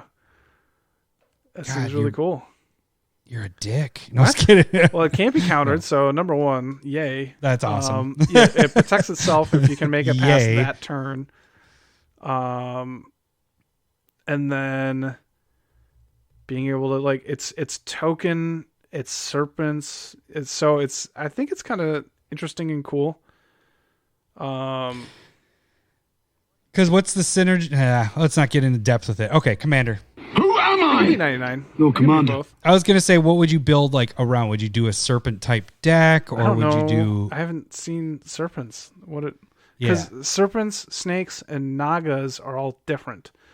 Not gonna work here anymore. That's why they're all just serpents or snakes or nagas. I don't know. Whatever. Speaking of nagas, how about Magda? No, it's Magda. Brazen Outlaw. 1 and a red. This is the one I'm most excited for, and I'm going to build a deck with this one. I am calling it here. 2/1 Dwarf Berserker. Other dwarves you control get 1/0. Whenever a dwarf you control becomes tapped, create a treasure token. You can sacrifice 5 treasures, search your library for an artifact or a dragon card. So it's not even an artifact creature, it's an artifact. Yeah. Put that card onto the battlefield, and then shuffle your library. So this card's for sure a commander. The cool thing that I'm excited about is doing the vehicles with this. Because, correct me if I'm wrong, but can't I tap as many dwarves as I want to make the vehicle turn into, or crew the vehicle? Because you can overpay for it. Yeah, you can overpay. It doesn't have to be exact. So I'm pretty sure, and number 2 can correct me if I'm wrong here, but I think you can tap as many dwarves as you want for just one vehicle. Even if it's crew 1, I can tap all the ones that I want to crew it. Okay. And I could keep crewing it, I'm pretty sure, even after it's a vehicle, right? Or maybe in that initial, whatever. The initial thought is getting all these little dinky dwarves out or whatever. And the thing is this is going to be a dick deck because land destruction. Because it's dwarves that destroy land. That's what they do. So, but I think I'm going to more so, and it goes into my favorite thing, into dragons. And then as I was reading the card, I always was thinking it was artifact creatures, but just artifacts in general. Mm-hmm. This card is kind of crazy. Really wish it wasn't just mono red because I'm sick of making mono red decks. I guess you're gonna do Blood Moon again. Yeah. How'd you know? I have an idea. Yeah. All right. Well, I think it's really cool. this. Who am I? Your commander. For sure, really. I think it's... and for me, it's going to go in my Gadrak deck and my Kethis deck because they both run a bunch of treasures. Yeah, Gadrak, man, I was looking at that for getting this deck ready. Mm-hmm. Just starting to note what cards I want. I'm getting Gadrak, but man, I really wish it was whenever creatures went at the beginning or at the end step, everybody's. It sucks that it's only on your turn because it's just like, it makes it really handcuffed because I think that card could be so much better if it was everybody's turn. But anyways, all right, next card, Lowery. 5/4 flyer for 3. For 3, yeah. All right, Maja, Bretagard, Protector. What about your mother? 2 colorless, green, white, white. 2/3 human warrior. Other creatures you control get +1/+1. Oh, this is uncommon as well. And then landfall, create a 1/1 white human warrior creature token. 99. Yeah, right? I mean, you could do a landfall deck, but really, you're just making. Honestly, it's probably too much for a landfall deck as well. It's probably not bad. It's fine. 99. 99 problems, but a bitch ain't one. All right, Morit of the Frost. 2 green and 2 blue for a shapeshifter, legendary snow creature. Changeling. So it's every creature type. So it's every tribal. You may have it enter the battlefield as a copy of a permanent you control, except it's legendary and snow in addition to its other types. And if it's a creature, it enters with 2 additional 1/1 counters on it and has Changeling. And it's a cool card. Seems cool. Yeah, maybe a little expensive, but it's an uncommon. 99. And it's uncommon. You think a 99 more so? Yeah, I mean, if you built this commander-wise, it feels like it's just a good stuff deck. Yeah, that's a good point. This was the card I was more thinking, 99 for sure. I agree with you. 99 problems, but a bitch ain't one. Narfy, Betrayer, King, what? I just like how you said it. I don't know why it made me laugh. Narfy. No, it's Pinky from Pinky and the Brain. He said I got Narfy. 3 colorless, blue and a black. Other snow and stop laughing. I want to make a proxy of this with from Pinky and the Brain. Other snow and zombie. Where does the Narf part come in? Where is it? What they say? I forget. I think that's. I don't even remember why he said something like that. I think it was just like acknowledgement, like okay, maybe. Oh, it's from Pinky, isn't it? Pinky's the one that says it. Yeah. Narfy. Other snow and zombie creatures you control get +1/+1, and then you can pay 3 snow, return Narfy, Betrayal King to the graveyard and the battlefield tapped. So, yeah, it's not my zombie tribal. It's not. It's 99, I guess. If you want to, if you're in a zombie deck, a black and blue zombie deck, plenty of like Anthem effects at much cheaper. It just. So if you can if you have run maybe some type of discard in the deck so that you can pay just 3 snow to bring it back. Tapped. Are we just gonna go garbage on this one? Probably. I mean, it goes in zombie tribal, but does it? We haven't done enough of these. That showcase art looks crazy cool. Pretty sweet. Yeah. Yep. All right, Orvar, the all form. 3 and a blue. It's a shapeshifter, another changeling. Whenever you cast an instant or sorcery, if it this is a 3/3. If it targets one or more other permanents you control, create a token that's a copy of one of those permanents. When a spell or ability an opponent controls causes you to discard a card, create a token that's a copy of target permanent. That part's like secondary. It's that first part that's pretty sweet. Whenever you cast an I dig instant or this one. sorcery spell, if it targets one or more other permanents you control, create a token. That's a copy of one of those permanents. So if it's hitting all of them, you have to choose one. If you're just targeting one, this could get kind of crazy. So it has think to you're target for sure. Yeah. You can't be targeting you can be targeting your commander if you want like an ETB effect. Because I was like, oh, this would go really well in my Calmax deck, but not really, because Calmax being a legend would just instant die, state-based actions. And so I don't know where I would put this other than I think it's a commander. I think you base it around that good stuff and commander stuff. spell slinging. Yeah. Copy permanents. Target your stuff, making multiples of really crazy stuff.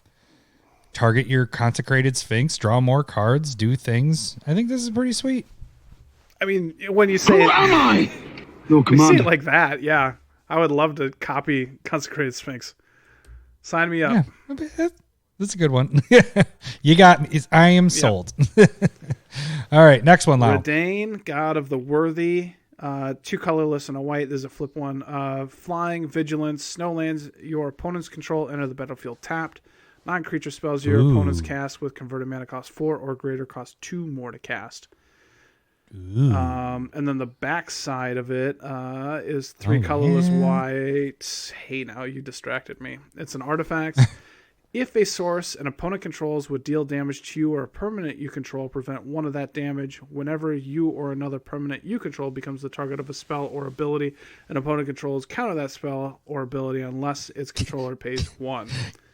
Can this card just be called like hinder the fuck out of you in every way possible? Like it's just every single part of this ability, the front and the back side. They're like, well, this is probably why they did flip cards in general. They're like, well, we want this card to do all this shitty stuff to a person, but we're going to make it 2 cards. So one side does one and one does the other. Because That seems... the only part that isn't shitty is it's flying and vigilance. Everything else is like, fuck with your opponents. Yeah, it's a 2/3 for 3, flying, vigilance. Snowlands come into play tapped, and then Wraths, Planeswalkers, entered, cost 2 more. Yeah, so I don't know. It's Source an opponent, I feel like it's a really good 99. prevent Like 1 of that damage. it should go in a lot of white decks. If your Yeah. meta is playing Snowlands, it hinders people that way. The non-creature spells your opponent's cast, that's going to be in a lot of games, most games. Yeah, Cost 2 more. So it's like a bad preventing Gaddock damage. Teague in that regard, but it's more aggressive. And if you want to protect yourself a little bit or your stuff a little better, you can do the flip side.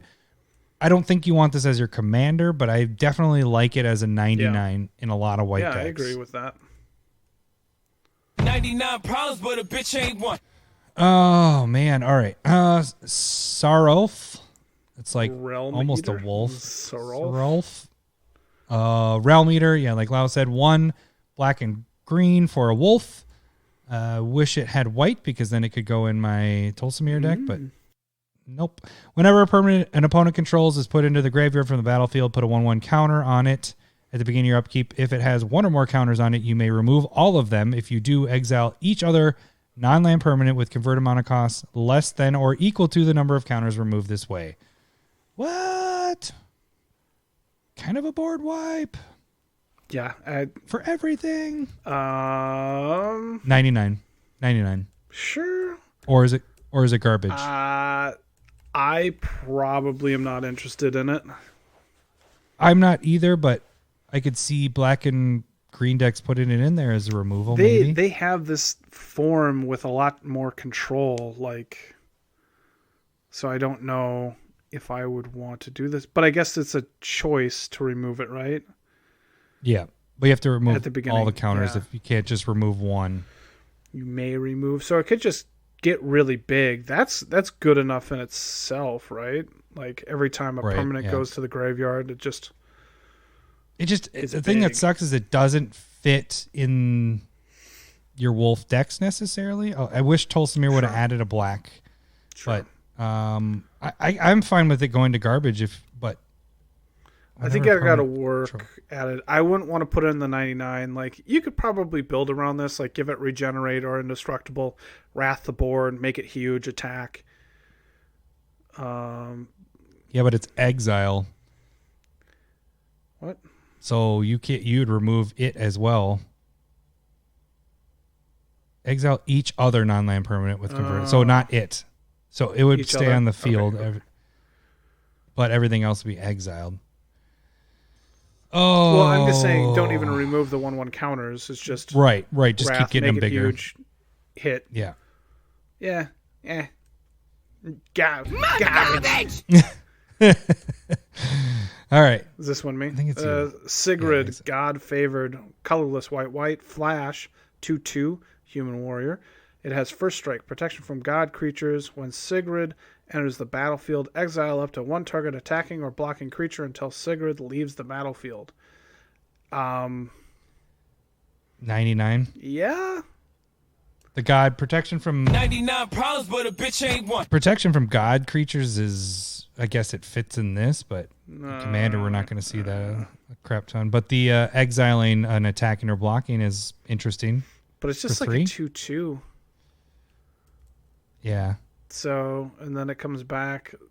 Do you play this or you just play a removal spell Garbage. instead of this? Yeah. Must garbage! Next one's cool. Savella Ice Shaper. 1 red-green for a troll warrior. 2/4. Oh. Is this... What did I say? It's You're just saying the I'm helping 2/4. for some reason. Yeah, thank you. Thank you. It's a troll warrior. It's, those keyboard warriors behind their computer desk and saying all that. Anyways, legendary snow creature. It is 3 and tap it to create a colorless snow artifact token named Icy Manolith with tap to add 1 mana of any color. You can tap 6 green and a red. Tap to look at the top 4 cards of your library. May cast a spell from among them without paying its mana cost. Put the rest on the bottom of your library in a random order. This seems fun. I think this could be. Yeah. This could definitely be a commander. Yeah, I think it's a fun card. I think it's cool. Creating Manoliths seems solid. Yeah. Yeah. You don't have enough. I mean, you build this. Do you even put Mono Rocks in your deck? If it's your commander. Yeah, I mean, this is 3. It comes out your next turn. You make a Mono Rock, you drop a land, you just keep building, and it's... And this is... You have to work really hard to make this broken because the tap ability happens. And that's 8. So I like it. Yeah, I think it's definitely a commander. Who am I? No, Commander. Yeah, I think that's a fun one. That could be an interesting deck to build. You've done a lot of those green red ones, right? Ruby Roo. Zoinks. All right, I think you're on this one. This card's insane. With a question mark. Really? All right, who put a question mark on the teleprompter? Lowery will read anything. Insane? Turgid, God of Fright, 3 colorless, black. Menace. It's a 4/5 god. Whenever an opponent sacrifices a non-token permanent or discards a permanent card, you may put that card from the graveyard into the battlefield under your control. Oh, yeah. Are you kidding me? Yeah, this is that's It That crazy. Betrays is a $15 card yep. for 11 or 12 mana, and this is for 5? That's a 4/5 Menace? Also adds from discarding. Yeah, if it's a and the permanent. upside, Yeah. like why the upside? And then there's a backside to it. I haven't read this yet. 3 colorless and a black. I can't get past the front part. It's an artifact. You can tap it. Target player loses 3 life unless they sacrifice a non-land permanent or discard a card. And then you can Untap it. pay 4 to untap it. 3 colors and a black. Untap it. So this is totally going in my whatchamacallit, not the Euro, the other guy. What's his name? Croxa? Deck. Yeah. Because if people discard and it's a permanent, hey, I get it. Jesus. And this any permanent? Yeah, this or is it pretty non-land? crazy. It doesn't say non-land. It says you Jesus. put that card from your graveyard into the battlefield under your control. Yeah, it just can't be a token. It has to hit the graveyard or see it. Love this. Yep, this is pretty sweet. Crazy. I like it better in the 99, but I definitely can see you build around it, So I think it gets as high as a commander. I mean, best card in set so far, it feels like. I wouldn't go that far. Who am I? No, Commander. This next one's pretty You think best card in the set? We'll figure that out next week. Foreshadowing. Toralf, God of Fury, and Toralf's Hammer on the backside. 2 red for Legendary Creature God, 5/4. Trample. Whenever a creature or planeswalker an opponent controls is dealt excess non-combat damage, backshadowing. We told you about that. Toralf deals damage equal to the excess to any target other than that permanent. So those Blasphemous Act got really Blasphemous good. Act now, really goes crazy. The hammer, Toralf's Hammer, 1 in a red. It's a legendary equipment.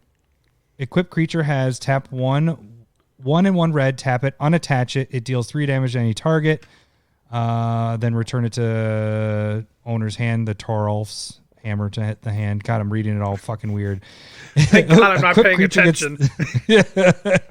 Equipped creature gets 3+0. Because I'm reading, instead of reading the card, I'm reading the text that Card Kingdom has. So I normally would read the equip cost.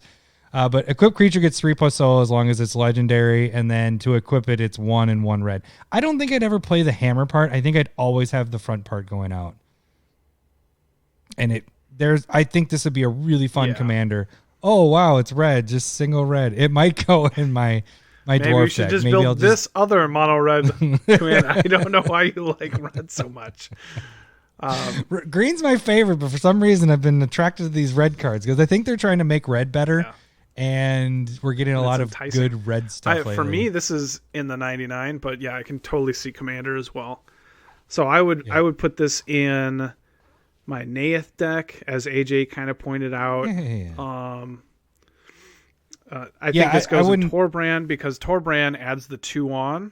So when you redirect that to another creature, that adds on 2 more. And then if there's any access, you do it 2 more, 2 more. And it just can, like Fire Emancipation in there. It can go really crazy. So it's so I think we'll see this more in the 99. I agree. We're just talking standard now. Yeah. All right. The next one is our Squirrel. Towsky, Bearer of Secrets. 3 colorless and a green. It's a 1/1. This spell can't be countered. That's the second time that there are cards that can't be countered. Are they having counter spells in this set or coming? They just know that that green, we don't like counter spells. It's appropriate. It's random. It is indestructible. It does have to attack each combat if able, and whenever a creature you control deals combat damage to a player, draw a card. I love this card. Yeah, it's amazing. If you have a deck that has attacking creatures and lots of creatures that are green, this goes in it. Probably, I feel like this is in a Mercy deck. Yeah, real aggressive. But it's just every creature, so it's very similar to the Aura and Frostfang. Yeah, that we just talked about a little bit. Backshadowing. And so it's but I think this is a 99 though. Don't you think so? I don't think you're wanting this. I think this is officially the only legendary Squirrel, so I think you got to go Squirrel Tribal with this. I mean 99. That's what I'm playing. Who am I? No, Commander. Yeah, but I could see playing that in all sorts of decks. Like I think it's going to see it's when we look a year down the road at EDH Rec, that it's going to be in more non-commander decks than like, you know what I'm saying? Like it's going to be in more decks as a 99 than over a commander. Sure. Yeah. All right. Oh shit. This has a lot of stuff to it. All right. Valky, God of Lies, and Tybalt, Cosmic Imposter on the backside. So we have our Planeswalker on the backside. 1 and 1 black. It is a 2/1 god. Are you a god? When Valky enters the battlefield, each opponent reveals their hand. For each opponent, exile a creature card they revealed this way until Valky leaves the battlefield. Tap X, choose a creature card exiled with Valky with converted mana cost X. It becomes a copy of that card. Backside, to Bolt. It enters, it's 5 and a black and a red. It enters with 5 loyalty. As it enters the battlefield, you get the emblem. Right away, you get an emblem that just states this. You may play cards exiled with Tibalt, Cosmic Imposter, and spend mana as though it were any mana of any color to cast those spells. +2, exile the top card of each player's library. -3, exile target artifact or creature. -8, exile all cards from all graveyards. Add 3 mana, 3 red. All right, Tibalt is looking kind of sweet. Very high casting cost, but it's pretty damn sweet. The chatter that I saw on Twitter, and it looks like this checks out, is you can cascade into Valky and free cast Tibalt. Flip it on that. So they're letting you choose which as it's cascading into stuff and flip. I did actually hear something about that too. So if you have something like that's going to cascade into something that is 2, which this is on the front side, and that's what you would cascade into. And then they are allowing you to cast either side of the card when you are casting it. God, you know what that feels like? It feels like the split cards and how they changed the rules on those. Yeah, and so I feel like this is going to get broken, and then they're going to come back and be like, actually, it's the converted total, so it's not only 7, it's 9 is the total that seems harder to pull off, but what are you thinking for this? I think it could be Commander. I'm just looking at the front side. It enters the battlefield. Each opponent reveals their hand. You're taking out something, and then you can turn it into that. And then if you really want to, you can flip it and do the other side of it. Yeah. I like this as a Commander, 2-color Commander. Okay. Or are you more leaning towards 99? No. No. It's kind of a nice thieving style deck. So yeah, I think you could play around with this. Commander. Who am I? Your commander. All right. Vargoth, what do we got? Bloodsky Sire. It is a 2 colorless and a black for a 2/3 demon rogue. Death Touch. It has Boast for a colorless and a black. And then target player searches their library for a card, then shuffles their library and puts that card on top of it. What? Yeah, that's pretty sick. So you can force anybody. It's not a may. They have to go search for something and put it on top of their library. But I mean, just for you. Go search for anything. Absolutely. It's an amazing tutor. But you can force other people. What did we just get from Mono Black? The opposition agent. Yeah. Or you just have your Obnixilis out and have Lowery kill himself by making him go search. You could do that too as when well. He shouldn't be searching. Well, okay, so opposition agent, unless you really need to see like their hand or stuff that you can't see, like it's better just to probably just go get the card you want from your deck. Right. Yeah. Oh, I think you're working too hard if that's the case. I think this one fits best as a 99. Yeah, though. I think as a commander, your deck would be like too consistent potentially. Yeah. Like, and then people are just like, okay, we gotta fucking kill this thing. Yeah. So 99 problems, but a bitch ain't one. I think as a utility, I think I'd like using it a lot more. Yep. All right, Vega the Watcher, 1 white and a blue for a bird spirit, 2/2 flying. Whenever you cast a spell from anywhere other than your hand, draw a card. I really like this card. I don't know why. I think I just really like owls. I like it as a 99 because then when you cast your commander, you get to draw. Oh, that's a good point. So like Flashback works with this. Madness works with this. Cascading works with this. Yeah, that's a good point. That's like I said, I liked it. So I'm kind of like, I've been trying to go like, where am I not casting cards from my hand? So like the decks that I've thought of is just utility And I didn't even think about the commander. I think that's kind of a cool idea too. So it's probably commander or in a flashback deck like Savine or something. I'll give you it. Who am I? Did you want to do garbage? Your commander. It's probably bad. Yeah, yeah, it has to fit in a certain deck. So I think commander is probably your best bet because you're going to be building around that. But then it's just drawing cards. What is the synergy? What are you trying to do to win this game? Is this just built on birds and spirits? Random abilities. Flashback. You get to read the best card in you this think set. It's the best card of this? This is probably the best card in the set. It's a pretty sweet card. I agree. Yeah. And I almost thought it was a fake card. We can't pick it next week. Yeah, I know. We all did. Vorinclex. What? Phyrexian Praetor.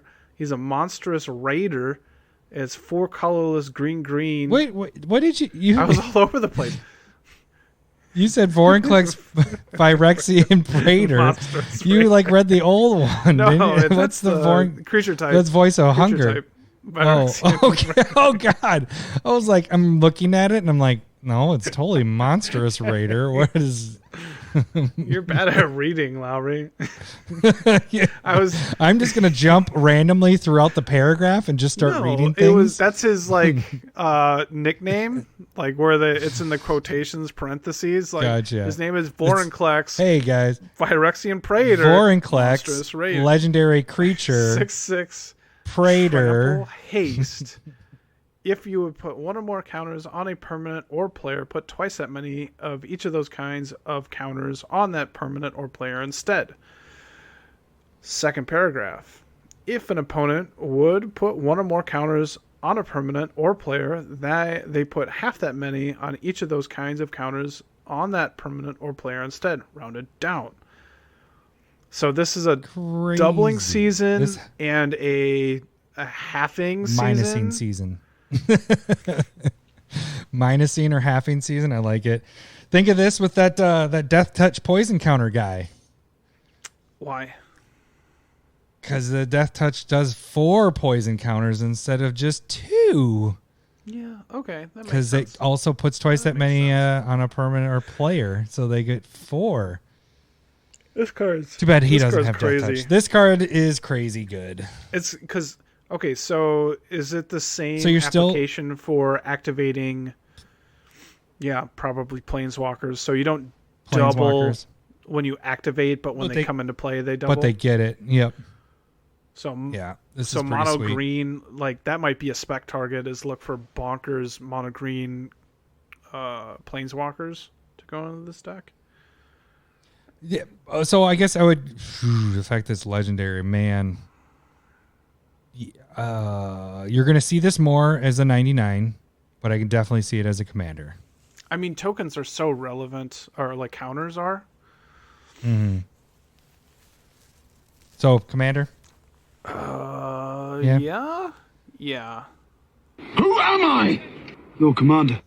But it's going to fit in so many other decks. I think 99, it could be... Yeah, I think it's similar to the original Praetor cycle of, they're all really good commanders and utility cards inside decks. And so you'll probably see it more in the 99, like you're saying. Who am I? Your commander. 99. You got me! And there was a lot of cards. Yeah, holy crap. I'm thinking that's all of them. Yeah, that was a lot of commanders. I'm surprised because I thought after we did Commander Legends we wouldn't have as many, but this was a lot.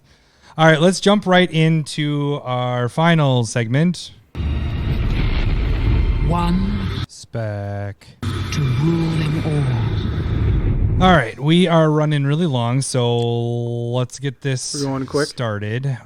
Yep, Lowery, why don't you start? Okay, we are doing one spec, and what we are doing is going through all of these sets, picking one card out of the set that we think you can put all your marbles in on, and come away a winner a year, 6 months, 2 years, wherever down the road. We think that at some point it's going to get to a certain point, and you can cash out and cash those tickets.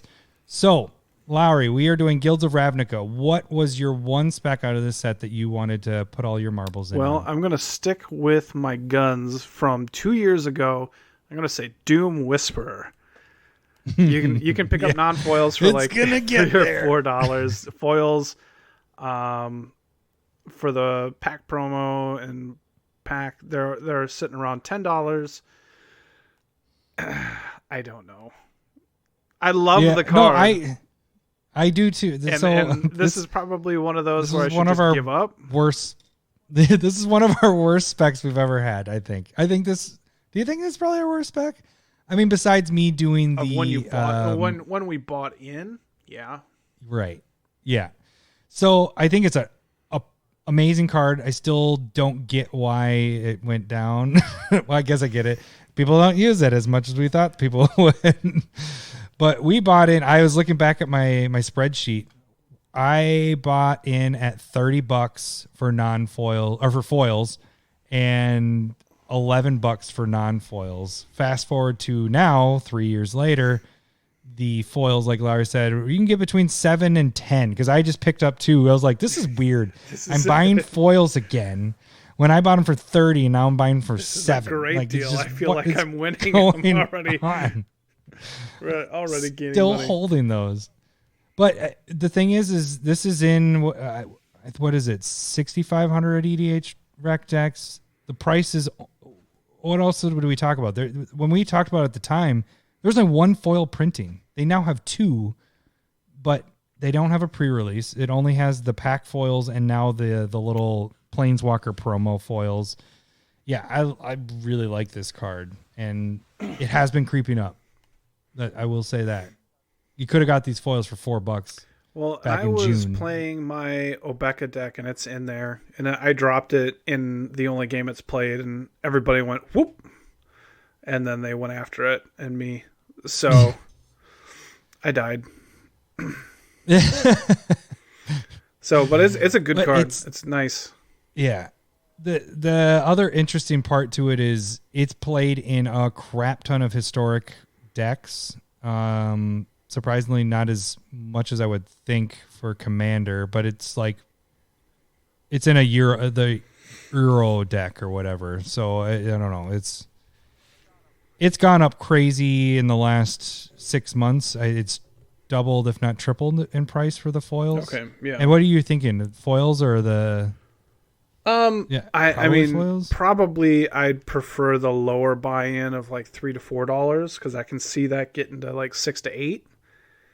And if that doesn't happen, then foils will go up quite a bit too. But I think for my blood and being burned at this point with it, I'd rather just go with the cheaper version. I don't think I have any foils, so I'd probably pick up 1 or 2 just for my personal collection. That's what I did. I mean, even though I have the foils from before, I bought 2 of the Planeswalker foils, and I like the little Planeswalker stamp. I know we talked about it last week, but I dig that Planeswalker stamp, and I'm kind of liking that those are the ones that are cheaper for foil stuff.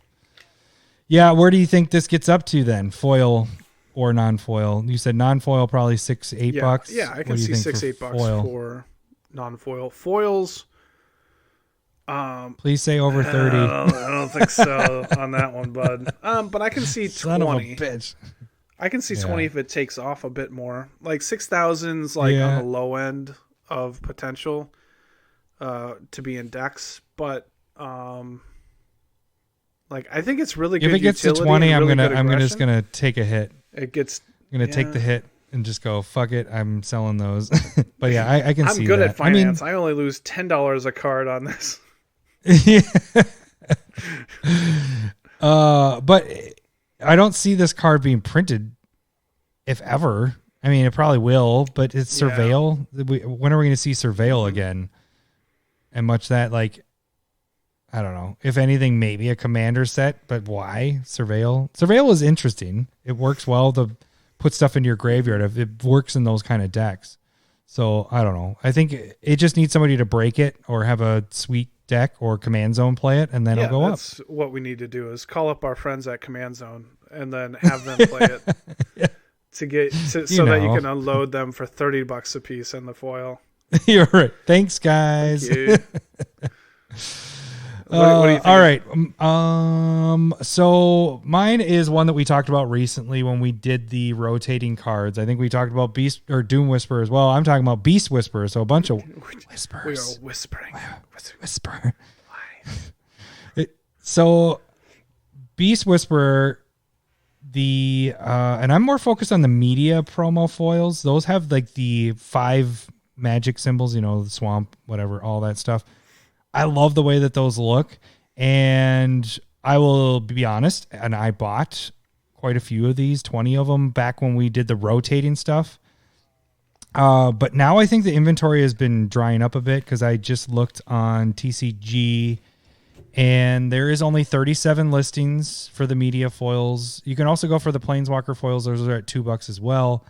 There's only 17 copies. And then your regular pack foils are at 35. So there isn't a ton that's out there. I think with the amount of decks this is in, 29,000 EDH rec decks, I think this could easily get over $10 for the foils.